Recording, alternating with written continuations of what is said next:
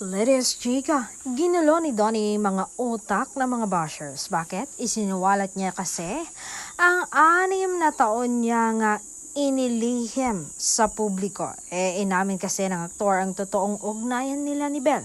Sabi kasi ng aktor na talagang hihimatayan ng mga bashers.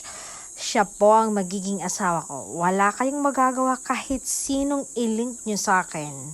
Wala akong pake basta't kami ni Belle ay nagmamahalan talagang.